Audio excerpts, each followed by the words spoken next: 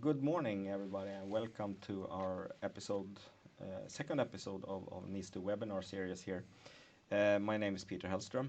I'm Service Unit Lead at NIS2. I have about 75 consultants working in my team. And together with me here in the chair is Jan Mickos. Please introduce yourself.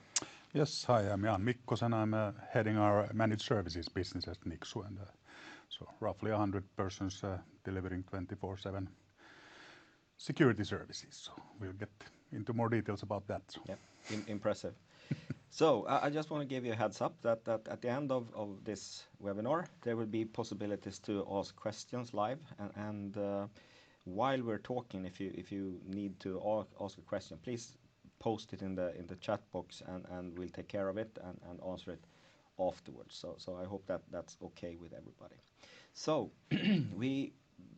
the topic for the seminar is NIS2 is coming, security operations in NIS2 context, and of course we want to talk a little bit about that, but just to repeat for you all about NIS2, I have prepared a few pictures concerning that, so let me go through that. Why did they do NIS2? What the main objectives on NIS2? Well, it's basically to create sort of a baseline for cybersecurity across essential service providers of different kinds, and what those service providers are. We're going to show you a little bit of that on the next slide, but it's also for increasing the general level of cybersecurity in the society as a whole. So both authorities and companies are in scope for this, and it's going to be really interesting moving forward to see where we end up. But I foresee a real tangible raise in cybersecurity awareness and also actions and plans and stuff like that. So it's streamline resilience with stricter security requirements and also penalties. So not only will there be more very well-defined requirements, you will also have penalties if you don't follow them. So you need to have stuff like risk management. You need to have monitoring on your endpoints and on your network and servers and everything. And you need to do plan for crisis management. What happens if things go south for real and stuff like that. And those are requirements that you can't really avoid. Yeah. So that's stuff you need to do. And it also improve EU's collective ability to prepare and respond to cyber threats. And I mean, this is today when stuff happens, it's very quiet. So you don't really share data about what happened and how things turned out. And in this case, you actually will be mandated to do that, of course, to EU as an authority, so they won't spread it around and make your company look bad, but you need to report it. And on EU level, you can learn and you can be more efficient when you do different kinds of actions and planning. And this, I think, is really good.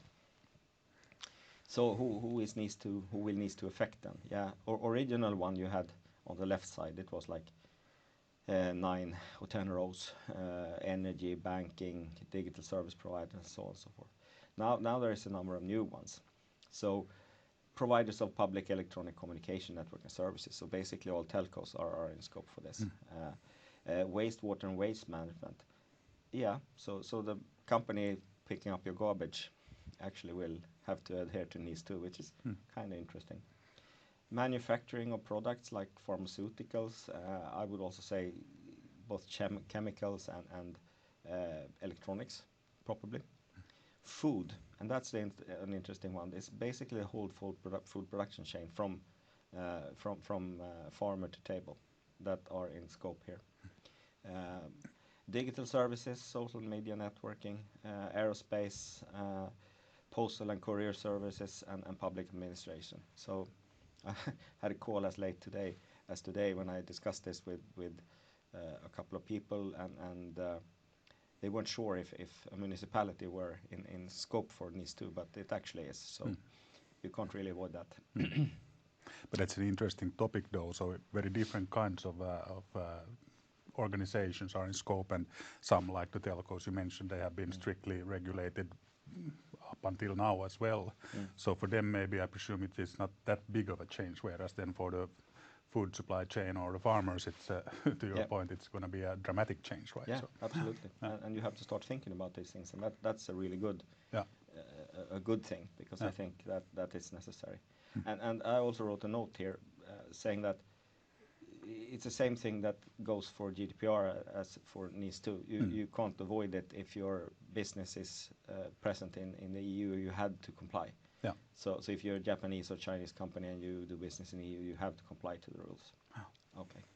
So the consequences then, it's about 10 million euros or 2% of global annual revenue in fine, worst case scenario, but it's quite a lot of money and should be avoided. But I think what really will get companies to step up is the leadership of non-compliant organization can be held personally responsible. So you can practically go to jail, depending on local legislation. You can practically, as a manager of a company, go to jail or get severely fined if you don't comply to the standard. And that's something new that we haven't seen before. And of course, broken market trust. But hey, let's get into the questions I'd like to ask you. So basically, you work with this with our SOC, with our Security Operations Center, 24/7 and everything. So these new legislations are coming up. NIS2 is one. You have DORA, you have CER, you have CRA, and there's several more in the pipe about data security and so on and so forth. So, and all of these strict security requirements. What do you think? What do you think? What kind of mechanism can we offer, or can you offer to help mitigate all of these risks, and because there are quite a lot of them?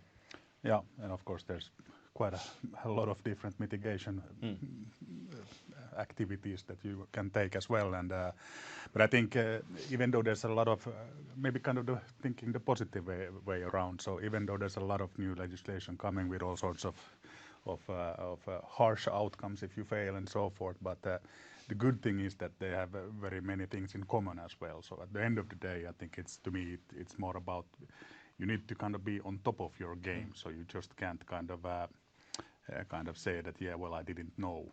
That's not an option anymore. So you need to know. That's the kind of the real requirement there. Yeah. And then when you start thinking about that, so what does that really mean? So then we come to also the kind of practical stuff that we can help you with. So first of all, you need to kind of understand the threat environment where you are operating. So what could go wrong? Which are the external kind of actors or events that could disrupt my business and thus impact the larger society? And once you know that, then you of course can start kind of thinking about okay, so what are the kind of maybe weaknesses in our operations that expose us to those threats, and ultimately then you have already done a risk assessment in a way. And once you identify them, then you of course that's where it all starts. Then you can start taking action on those, and of course first of all putting protective controls in place to kind of try to make sure that it never happens. Of course, not even closable risks can be kind of mitigated or avoided altogether. So it's more about then, so how do you then cope with it when it does happen?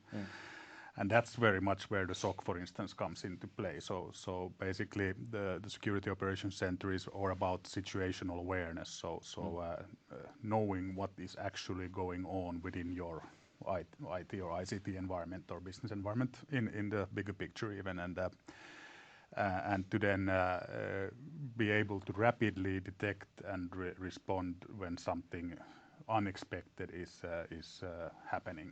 It could be malicious outside their activity, but in many cases it can also be just simple things like misconfiguration. So yeah, some engineering made a mistake, and now we're exposed. So you need to detect it, and you need to react on it. So or even internal. Yes. Sabotage activities. Yeah, absolutely. Yeah. Yeah. That's interesting. Well, we've discussed this a couple of times before about what's the requirement, and what do you think about once stuff happens? What kind of measures do you see that is taken? Because now we have been talking about having a SOC, and SOC is a preventive action, I would say, that allows you to see and monitor things in real time and make sure that you can stop things, or at least have an option or an capability to stop things before they happen. But what if something happens? What do you see? How can we support companies when stuff happens or happened already? Well, maybe again starting from the SOC there. So of course, the earlier you kind of detect something, the better you are in kind of isolating the problem or containing the risk and the exposure and the damage at the end of the day. And but of course it happens also that you find out too late and you are in a tough spot, and then we support, for instance, in form of digital forensics and incident response. So it takes a lot of first of all, you need to have a lot of skill and manpower to kind of take charge in such a situation where things really go south, and there we help. So of course all our security operations center clients, they have this service as part of that agreement, but we also provide it to non-NIS2 clients. So we actually have on our website, you can find a kind of a hotline where if things go south, call here, we will help you. So very convenient. Yeah. Well, one of the requirements for NIS2 is that you need to have crisis management in place. Yeah. Which basically means you have to have a plan for handling stuff that's unexpected and really goes bad when stuff really goes bad. So how do you see your service tying into that? Yeah, in quite many ways. So first of all, when we onboard a new client to the SOC, we establish processes and procedures for different types of things. So incident management is a good example. So we, before things happen, we have agreed on who will get contacted in what way and to do what, and how do we then work from there. And so it's a lot about people and processes also. It's not just technical stuff. But then when you are in the middle of the crisis, so of course, for instance, the crisis communications as such is a big topic. There we, as the SOC, we are not a communications party in a sense. I know we help NIS2 otherwise in that area as well, but of course, one key aspect of it is to really know. So, what is the situation? What has happened? Where are we now? What can we actually communicate? What do we know with confidence? What don't we know? And is it contained, or is it still kind of spreading like wildfire, or what's the situation?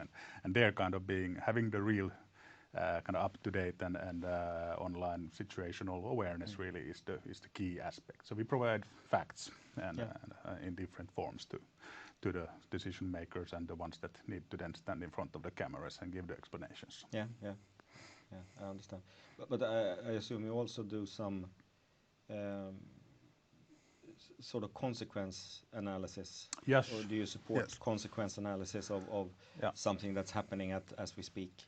Yes, absolutely, absolutely. Yeah. So part of the when we get an alert or something, an indication of something going south, and there's also always the kind of the business impact aspect of it as well. So we classify the events in terms of criticality and business impact really, and that is then giving it priority, for instance, and how we then take on different actions. And of course we first try to as said, contain it, and if that works, then fine. Then we do the kind of lessons learned and root cause analysis. So why did this happen? How could we avoid it happening in the first place next time around? Hardening the environment somehow. Sometimes it's not possible. It comes down to human behavior and these type of things. So it's you can never kind of fully avoid them or kind of protect against it. But then it comes down to training and preparedness, having exercises to kind of prepare for these types of things. Oh, this is really interesting, and I think a good discussion, because I've always said that the person who wins is the one who, in business world, is the one who can handle exceptions best. Yeah. And your example is a clear message towards that. But I'm a little bit curious also now. my part of the business works with governance, different kinds of governance and audits and things like that, and make sure that you have mechanisms in place to actually handle all aspects of cybersecurity and all aspects of incidents and manage these things and tie it together. So a question I think perhaps a few of the viewers have is that if you now have a governance framework in place like ISO or NIS2 or maybe something else that you figure out locally, how does the SOC tie into that? Where sort of a touch point besides the one we talked about already? Yeah. Well, most, if not all of them, kind of have in common that they also have the kind of requirement to monitor the effectiveness of the controls that you have put in place. So based on the risk assessment and threat modeling where we kind of started off, you of course choose that which controls are best fit for me best fit for the purpose, and then you implement those. But that's of course not enough. But then you need to constantly monitor to make sure that they are working as expected. And I think that's essentially what the SOC is all about as well, to continuously look for the stuff that maybe slipped past the controls, but also then to the point of misconfiguration, for instance. So notice when the control isn't working as intended. Yeah. So. Yeah. It's a good answer. Do you have for the SOC some part of ISO 27000, for example, that you address when you implement SOC and the processes? Well, maybe not as such, but we of course tie into the kind of overarching kind of governance processes. So when you again implement the SOC, you will, for instance, to the incident management process is a good example, or configuration management process, or asset management and whatnot. So it's kind of it's generic processes. You could even say that it's kind of should be kind of standard IT best practice as well. We all know it's not always the case, but should be. Definitely so. So we kind of integrate into those, and that's a lot about the kind of implementation work is kind of to figure out, so how are your processes doing, and how do you work with incident management, for instance, in general, and if it then is specifically a security incident, how does it then work? Because in many cases there are two different things. If you have service incident or IT incident or security incident, you have different organizations and different people, different processes, different everything, maybe different systems even, and yes, or multiple parties. So in many cases there's a supply chain behind the client, ICT service providers that provide. Someone takes care of your laptop, some other party servers and third-party networks, etc. So we need to integrate to all of them and make sure that we have a holistic security incident management process that we then can work with. So there are a lot of natural touching points, I would say. Yeah. I suspected as much. So now, okay. So we have a SOC now, and or we're thinking about having a SOC, and a company is considering this, and now NIS2 is saying that you really should have it, because otherwise you will have a really hard time to figure out what's going on. So where do you start after calling you the first time? Well, we have tried to come up with clever ways of kind of expediting this process, because it might sound a bit complex, as I just described it, a lot of process work and choosing relevant controls, and so it might feel a bit of a hustle. But to kind of ease that, we have then, for instance, we have a SOC scoping workshop concept, where we basically during a day we gain mutual understanding of what it means to have a SOC in your particular environment, what should be the kind of scope of that service, what should be in scope of monitoring, and the kind of high level process environment and so forth, and the organizational stuff, and but also, for instance, then technologies that you have, etc.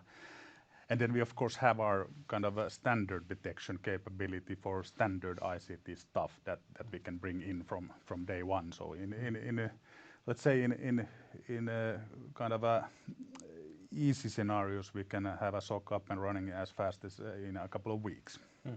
And of course, then it's again it's a journey. So then we improve over time as needed, and this kind of a detection, kind of continuously also evaluating that is the detection scope now what it should be, and do we detect the things that we want to detect and so forth. It's something that we then continue to develop throughout the life cycle of the whole service, but that's how we typically start it. Good stuff. I've got just a few questions left now, but one of them being, would you say it's easier to implement a SOC if you already have a management framework like ISO 27000 in place? Is that sort of a good thing to have in place when you start implementing a SOC? Yeah, absolutely, because then you would have already thought about that. So what are your kind of key risks and assets that you need to protect, and the threat landscape and so forth. So you have a kind of a basic understanding, because I think that's the kind of toughest job in a way. So if you start from a really clean sheet, then that might be the part that requires a bit more attention than to truly understand your individual threat model, because we all have different ones. Yeah, they do, and beginning to understand that's putting it mildly. I think, yeah. So okay, so now we've decided to fix this SOC and decided that NIS2 are supposed to implement it for you. So what is the most common thing that can go wrong? And I'm thinking here, I mean, we are in the planning mode here, and that's usually quite important, because if you make errors in the planning, in the implementation, that's stuff you can be living with for quite some time. I suppose, specifically maybe it's strategic choices and stuff, but considering that, what would you say is the most common thing that goes wrong when I think it comes back again to the threat modeling and the risk model there, really. Luckily there aren't too, it doesn't happen too often, let's say like that. But there are these cases that we've had in the past that there's kind of misalignment between that what are your real core assets in a way. So as a business, so let's say you're a SaaS company born in the cloud and all that stuff, and then we kind of you kind of end up buying a typical infrastructure kind of centric SOC with all the endpoint protections and stuff. But in reality, your kind of risks are not there. They are there on your SaaS platform, and maybe also the kind of standard detection rules then aren't that much of interest, because whether the server is hacked or not is of course of interest, but it doesn't really cover your exposure, because it's more about are the credentials in your SaaS platform, have they leaked or are they being misused, and these types of things. And then they become more custom, and it's no problem, we can solve that as well, but we of course need to understand that together when we start off the implementation of the SOC in the first place. And then if we fail to do so, then no worries, we will then fix it when we realize what happened. But it's always more of a hassle than if we would have done it right in the first place. Yeah, of course. But hey, I actually got one more question, and then I think we're done. Cool. For today. And now I don't want to put you on the spot here, but what do you do to keep the SOC safe and secure? That's a really good question. So we do quite many things. So first of all, we have, of course, we try to implement the kind of industry best practices that NIS2 does. It's our core business to protect our own core systems and assets. So for instance, the shared infrastructure that we use to deliver the service, that needs to be very well protected in a technical point of view, because it also has to, it could potentially be kind of used as a supply chain attack itself. So if you breach NIS2, you could gain access to NIS2 clients as well, and so that would be the worst case scenario for us, I would say so. And but of course, then we also need to make sure that we have, for instance, trustworthy personnel. So we do security clearances for everyone that has access to the SOC and to the physical SOC there, and it's a very kind of restricted place, so you just don't walk into the SOC. You need to have a purpose and a reason to be there, and all of this. So many aspects. Maybe one key aspect to highlight there is, of course, the processes and procedures there as well, so that make sure that all our practices are secure, so that how we manage access, for instance, to the SOC systems and all of that. And maybe the last but not least is then the kind of a full audit trail. So we audit everything, every actions we take, and everything we do for many reasons. Of course, to kind of be able to detect that if something's wrong there, but even more so, it's also of course a matter of kind of a get out of jail card as well. Yeah, so we need to be able to prove our innocence. Yeah, that's good. That's a good answer. So yeah, that I think is about it. So thank you, Jan, for your time, and I think everybody really appreciate it. And now I'm turning to the audience here, and thank you all for listening, and remember that we are going to have a Q&A session right after this, so please continue to post your questions, and thank you for participating. Thank you. Thank you, Jan.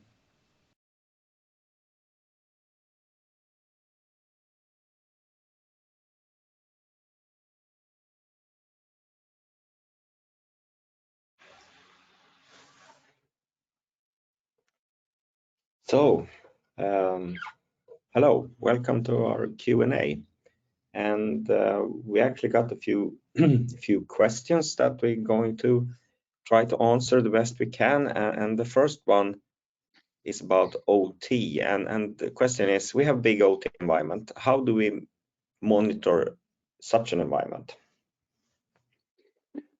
That's a really good one, and in a sense also very complex one, because no two OT environments are the same. So there are very different OT environments, but maybe speaking to it in a generic sense, what is common for the OT environments is though that typically they have long life cycles, which means that you will have all sorts of old and exotic technologies available. What's also typical for OT environments is that they have been designed and maintained for availability, not necessarily confidentiality point of view.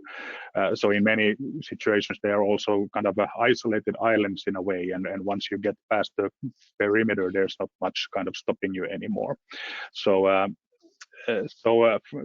kind of implementing security monitoring in an OT environment is a different beast, because the kind of standard technologies that we would use to protect and monitor an IT environment, they are typically quite standard, but in the OT environment we need to adopt different technologies and strategies to do that.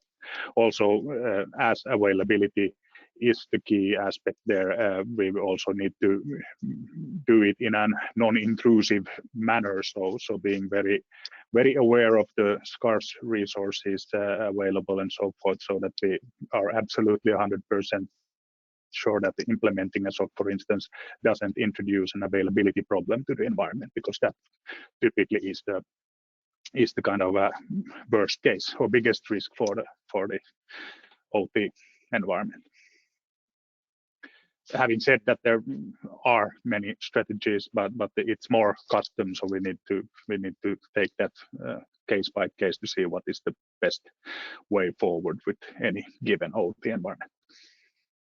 Okay, thank you, Jan. We have a few more questions to go, and please post more of them if you feel like it. Another question is that we have an environment based on Microsoft products today with E5 licenses, and what's the primary thing to think about when it comes to NIS2 and monitoring in that context? Yeah, also a good one.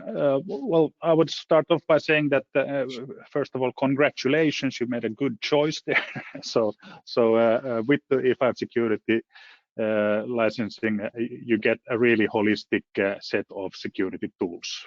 You have them at your disposal now, and so now then it's more a matter of when to take in use which parts of them. It's also a maturity journey, I would say. So even though you have all the bells and whistles at disposal, it makes sense to kind of plan what gives the best bang for the buck at any given stage, and then gradually implement the rest of the tools. Typically, our clients start off by implementing especially the endpoint security related stuff, so Defender for Endpoint, and then again, depending on the environment, so how much of a cloud posture you for instance have, then you might go for the Defender for Cloud as a natural next step, and so forth. Of course, then in that type of Microsoft environment, you will also have a significant Active Directory setups, and etc. So these are the very, I would say, crown jewels in any Microsoft-based environment that needs to be protected in the first stage. Then the kind of natural next step is to transition from only detecting and responding into a more of an active posture management operation, and that's where we typically at NIS2 we have packaged this as the Microsoft XDR service offering.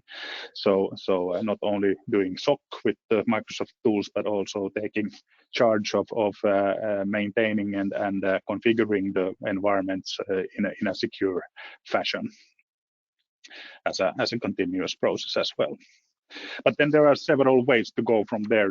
As said, the E5 suite is really comprehensive. You can go then to the governance and data protection direction, depending again on what your key risks in your organizations are. Or for instance, Defender for IoT, if it's coming back to the OT question before. So if that what's your crown jewels, then that would be a natural direction. But starting with the basics and then taking step by step forward. Sounds good.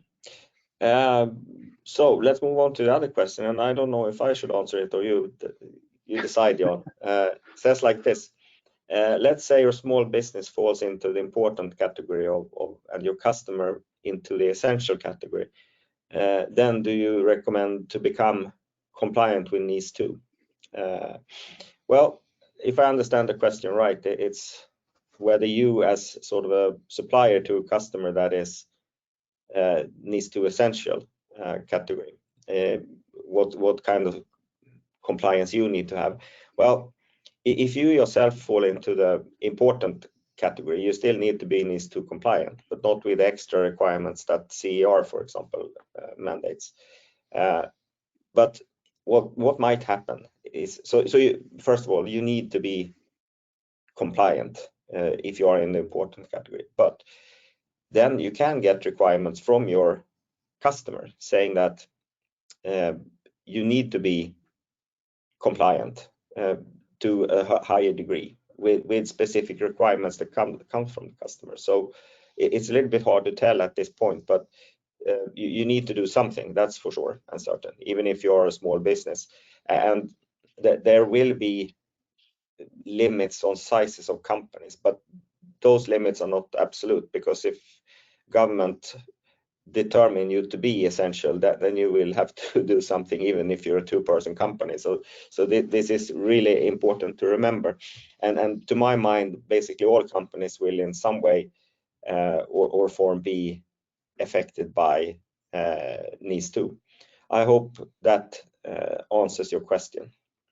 Maybe if I may add to that a bit, then I also expect, of course, now we don't know yet since this isn't fully implemented in anywhere still, but I see a lot of kind of similarities to how GDPR, for instance, has played out. And of course, the way I imagine this happening is that the kind of maybe bigger, clearly kind of within scope organizations, as they implement their own NIS2 compliance, they will then part of that be forced to also push those requirements contractually within throughout their supply chain. And thus, if you are part of that supply chain, then regardless of how you fit into the NIS2 as such, you will be contract-wise forced to be compliant anyway.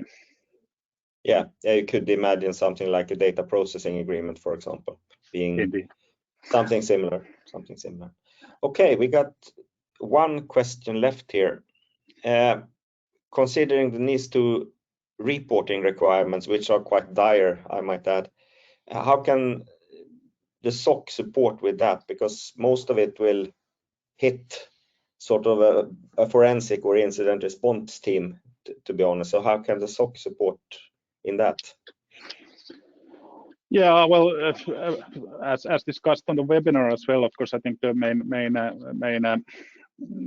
point of the SOC is our main value add is really to bring that situational awareness, so having the kind of facts available at any given time. So that's and that goes for many aspects. It goes to show your vulnerability landscape, or it goes to show how your incident is evolving, and having concrete and detailed kind of war logs, as we call it. So what has been done, what has been identified during the investigation, and how that is unfolding, so that we are able to give as accurate and factual information as feasibly possible to the clients and the parties that then really have those reporting obligations.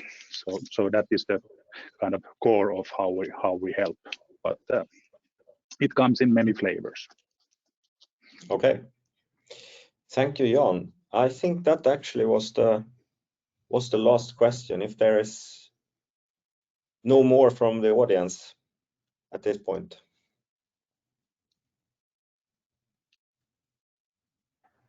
No, doesn't seem to be. So thank you very much for attending. We really appreciate that, and hope we'll see you soon again. So for today, bye bye. Thank you.